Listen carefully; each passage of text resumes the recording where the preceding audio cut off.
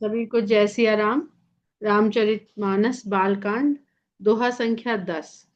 दोहा संख्या 10 के ऊपर जो छंद है उसको हम लोगों ने पिछले सेशन में पढ़ा था, और उसमें एक शब्द था गतिकूर। कूर, इस पर ज्योत्सना जी ने फोन पर कुछ चर्चा करी, तो उस पर और खोजबीन करी हमने। तो कूर का अर्थ यहाँ पर क्रूर से ही है। क्योंकि गोस्वामी जी गति कूर कविता सरित की, कविता रूपी नदी की गति कूर है, यानी क्रूर है। इससे क्या कहना चाहते हैं? जो सरित पावन पाथ की, जैसे पवित्र जल की नदी। तो पवित्र जल की नदी में यहाँ पर केवल गंगा की बात नहीं हो रही है, किसी भी पवित्र जल की नदी की बात हो रही है। और मानस में गोस्वामी जी ने जिन पवित्र नदियों का नाम लिया है अलग अलग जगह पर, उसमें बहुत सारी हैं, गंगा, यमुना, सरस्वती, और नर्मदा। एक एक जगह केवल नर्मदा का भी नाम है। और कर्मनाशक नदी के रूप में, यानी जो पवित्र जल की नदी नहीं है, उसके लिए उन्होंने कर्मनाशा नदी का नाम लिया है। तो अगर हम इन पवित्र जल की नदी, ज्योत्सना आपकी ही बात पर चर्चा कर रहे हैं, तो जो पवित्र जल की नदियां हैं उनकी चाल टेढ़ी मेढ़ी होती है। टेढ़ी मेढ़ी होते हुए भी उनकी गति, टेढ़ी मेढ़ी होते हुए भी उनका जो महत्व है, या उनका जो प्रभाव है, या उनका जो रस है, वो पवित्रता देने वाला है, पावन है। और गतिकूर कविता सरित की, तो जो कविता रूपी सरिता है उसकी भी गति टेढ़ी मेढ़ी है। तो कविता की गति कैसे टेढ़ी मेढ़ी हो सकती है? गोस्वामी जी का कहने का अर्थ है कि कूर यानी क्रूर, यानी जो अच्छा ना लगे। कविता कैसी होती? कोमल, मधुर। कविता सुनते ही क्या हमारे मन में आता है? और खासकर भक्ति काल की कविता हो कोई, वीर गाथा काल में तो जोश है, उत्साह है, कुछ उसमें ऐसे शब्द हैं जिससे जोश आ जाता है।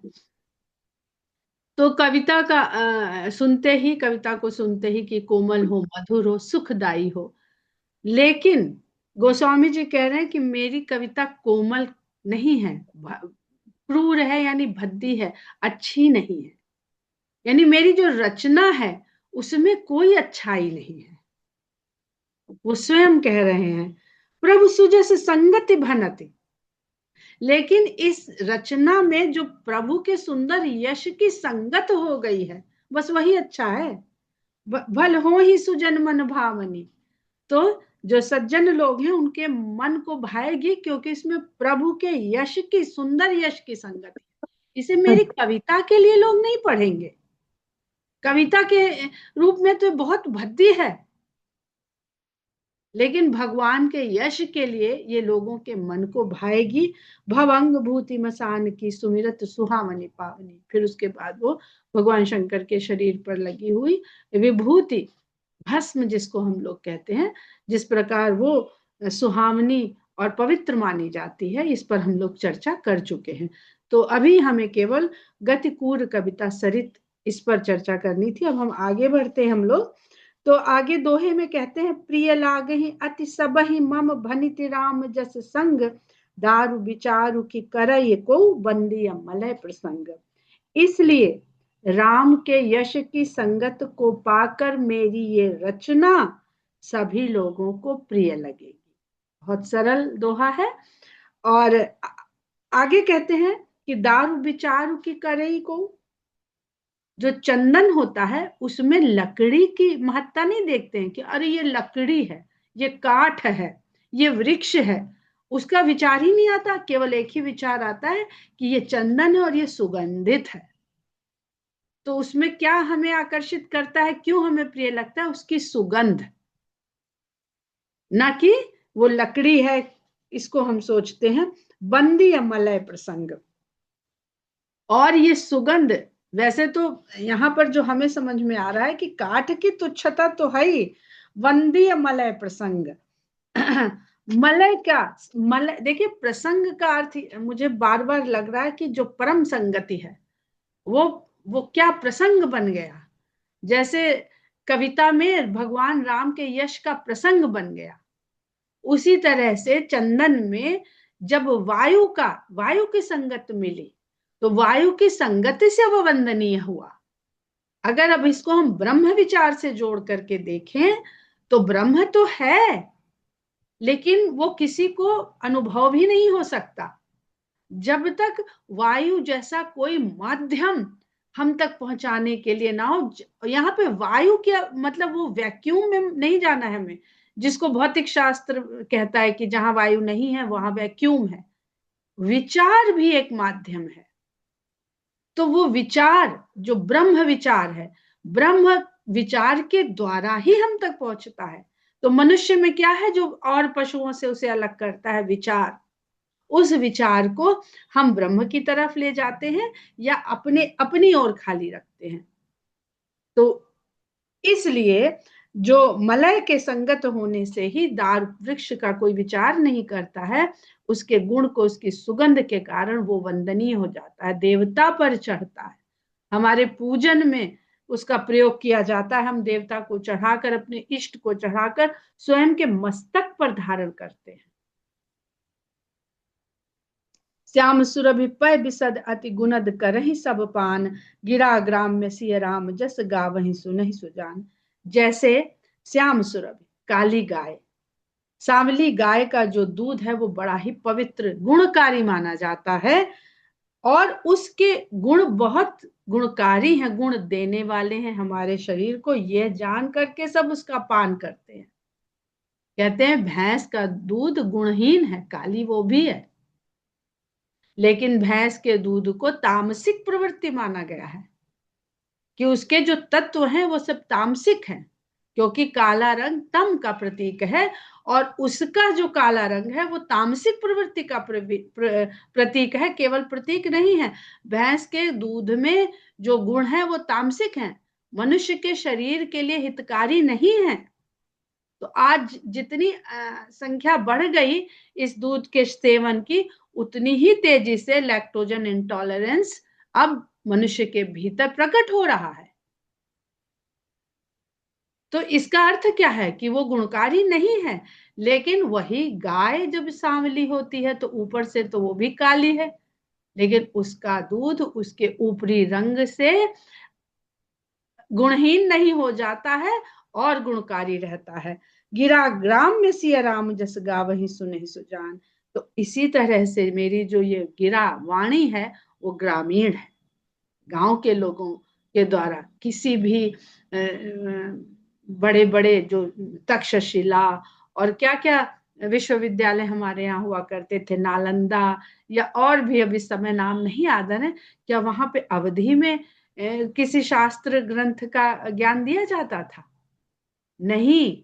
तो गिरा ग्राम में सिया राम जस, तो मेरी ये जो ग्रामीण वाणी है, बोली है, भाषा है, ये सीता राम के यश को गाने के लिए सुजान लोग, अत्यंत ज्ञानी लोग सुनेंगे। सुजान ज्ञानी नहीं, जो इस रहस्य को जानते हैं कि हम ये अवधि नहीं गा रहे हैं, हम ये राम सीता के यश को गा रहे हैं।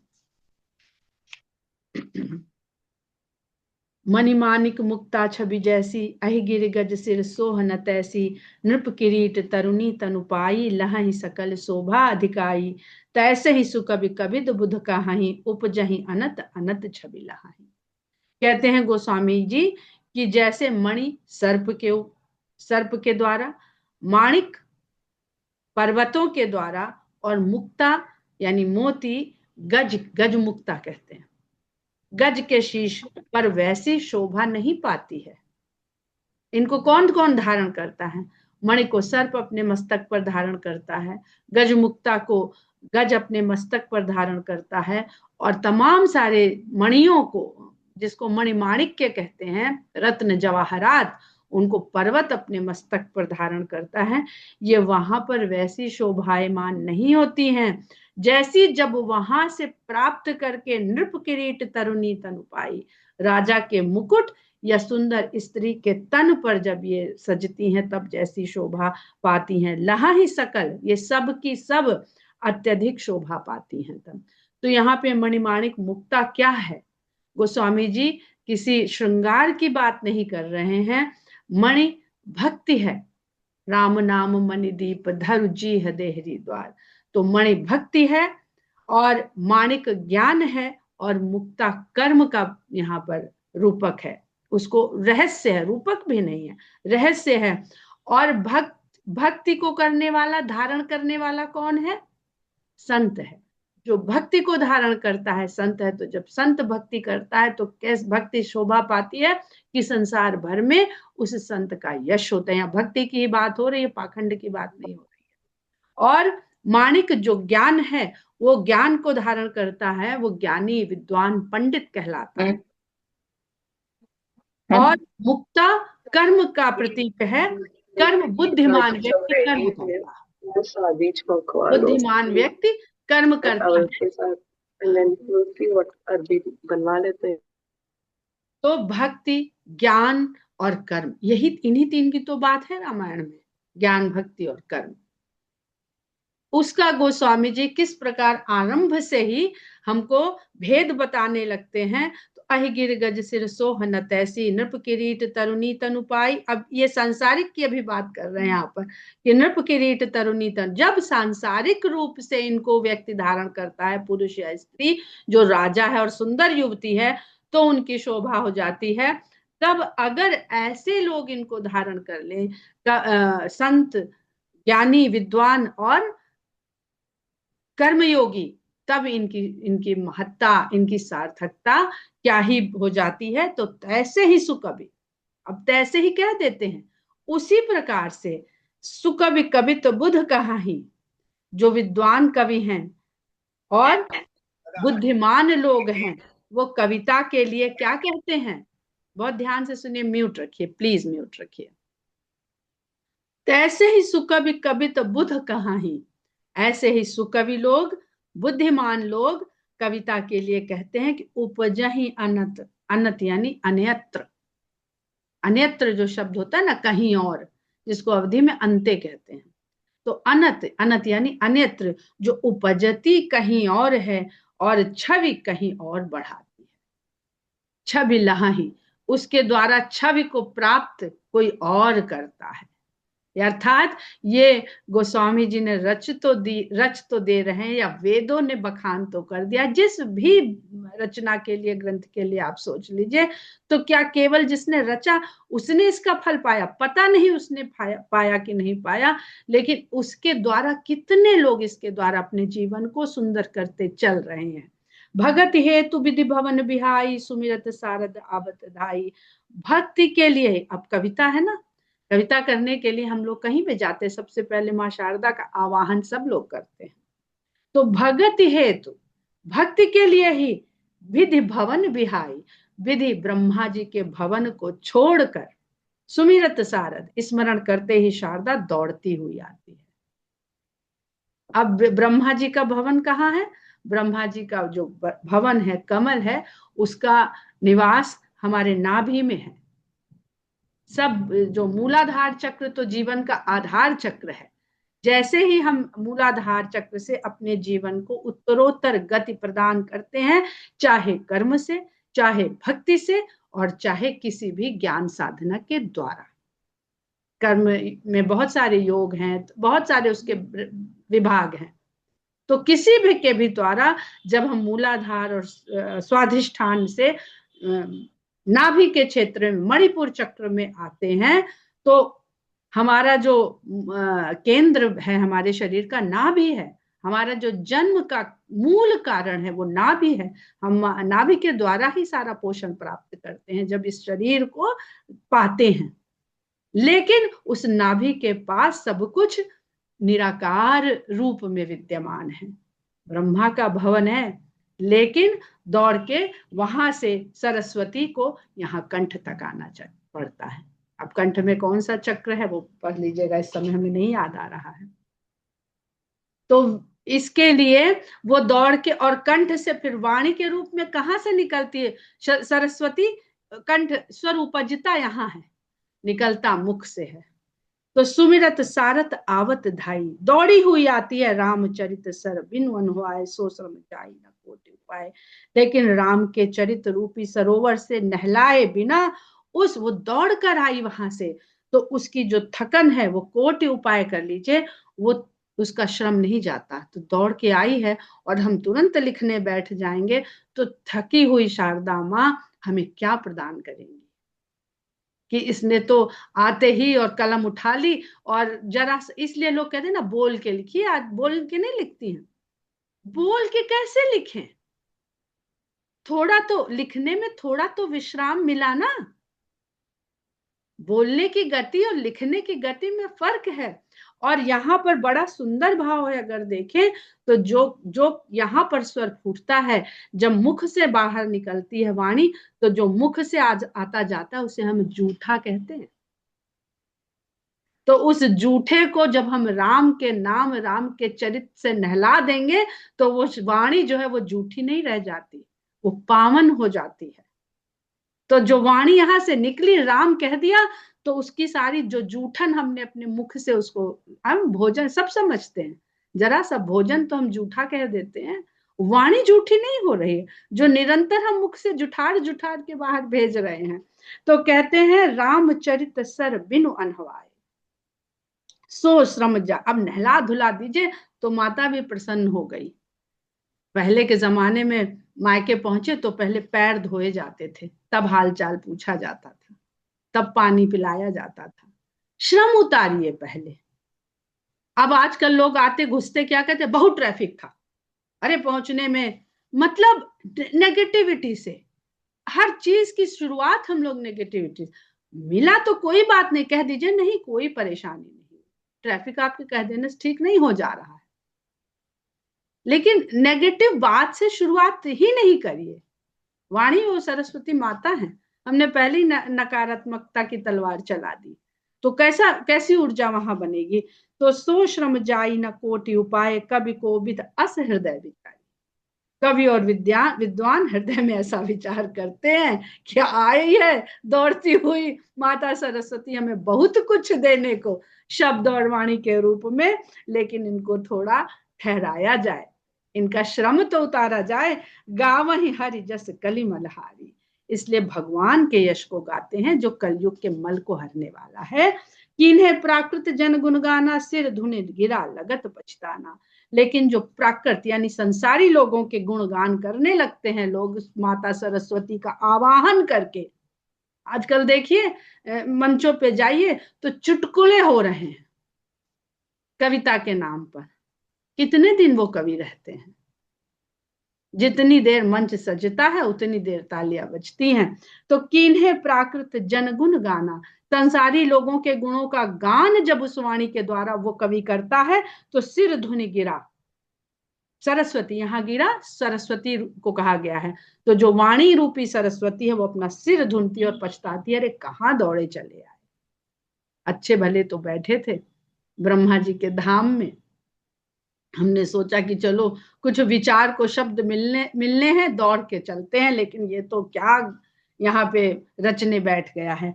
हृदय सिंधु मति सीप समाना, हृदय समुद्र है और बुद्धि सीप के समान है, स्वाति शारदा कहीं सुजाना। विद्वान लोग कहते हैं कि शारदा स्वाति की बूंद की तरह है।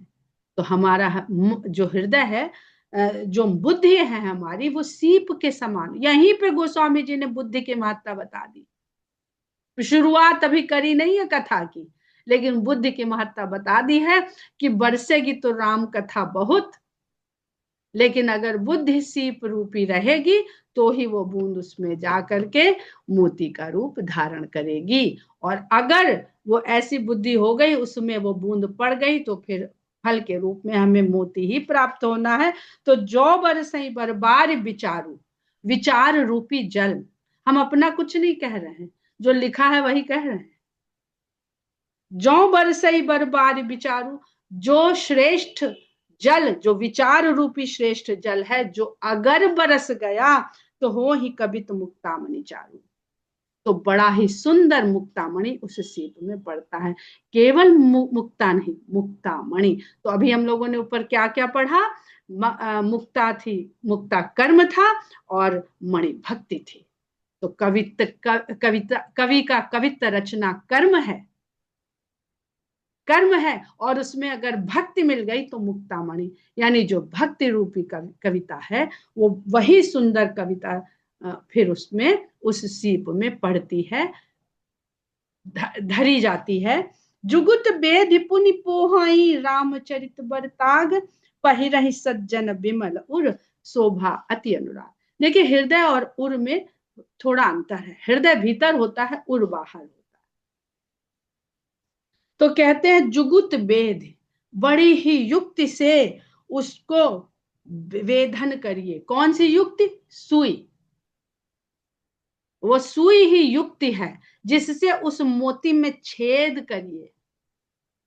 तो कितना टूट जाते हैं मोती, छेद सच्चे मोती होते हैं, उसमें छेद नहीं होता है। बहुत बड़े विशेषज्ञ लोग उसमें छिद्र करते हैं। और जरा जाके पता करिएगा हैदराबाद में या जहां बसरा में, तो कितने मोती टूटते हैं मोती को छेदने में। तो ये तो भौतिक जगत के मोती की बात हो रही है। ये जो भक्ति जगत और आध्यात्मिक जगत के मोती हैं, ये भी वैसे ही, इनकी भी अवस्था वही होती है।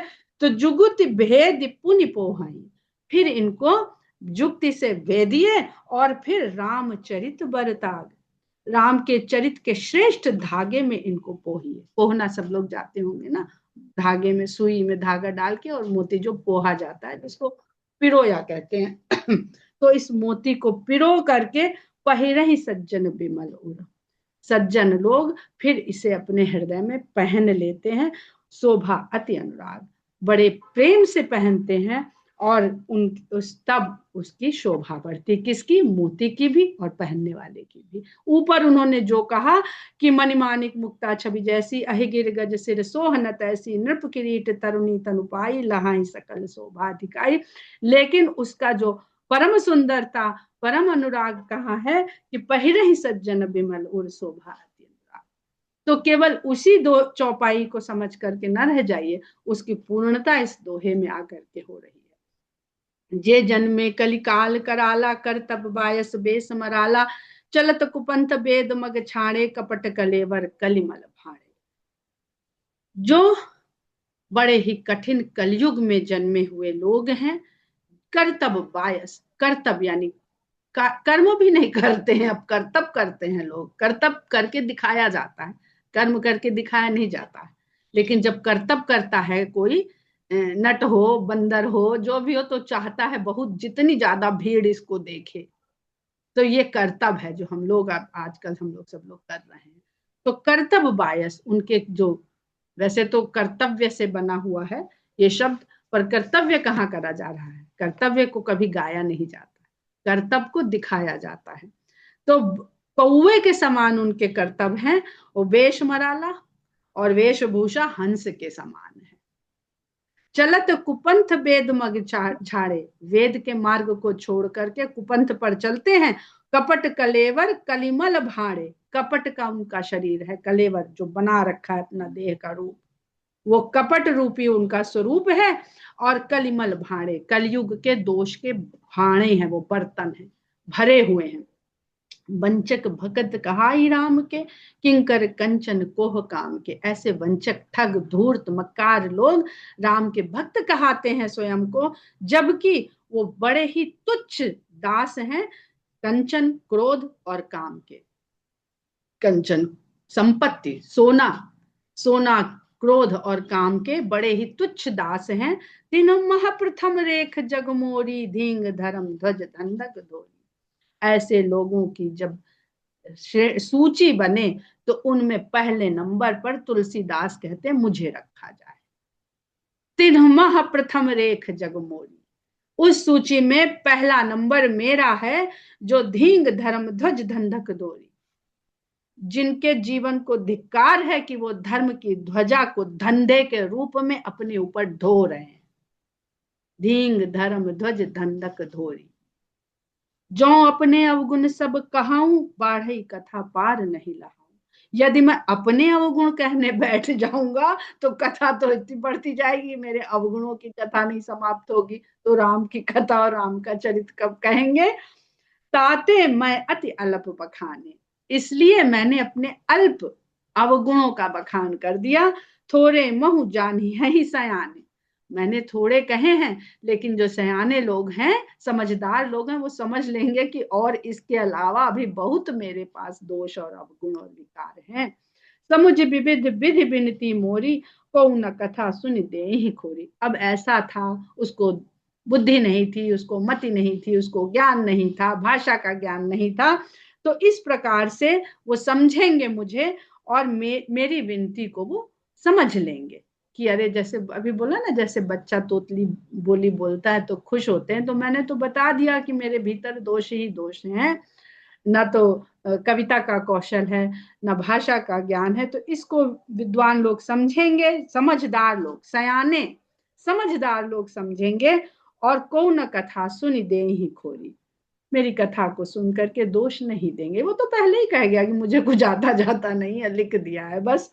एते हूं पर करी है ही जे असंका, मोहि ते अधिक ते जड़ मति रंका। अब मैंने तो पूरा बखान कर ही दिया है अपने बारे में। जो अपनी बुराई स्वयं कर दे, उसकी भी अगर कोई बुराई करे तो सोचो उसकी क्या क्या दशा है उस व्यक्ति की। तो इतने पर भी जो इस पर शंका करेंगे, मोहते अधिक ते जड़ मति रंका, वो मुझसे भी अधिक मूर्ख होंगे और बुद्धि से निर्धन होंगे, दरिद्र होंगे। कभी न हो नहीं चतुर कहावो, मति अनुरूप राम गुण गावो। ना तो मैं कवि हूं और ना मैं बहुत चतुर हूं, मैं तो अपनी बुद्धि के अनुरूप राम के गुण गाना चाहता हूं। कह रघुपति कह रघुपति के चरित अपारा, कह मति मोर निरत संसारा।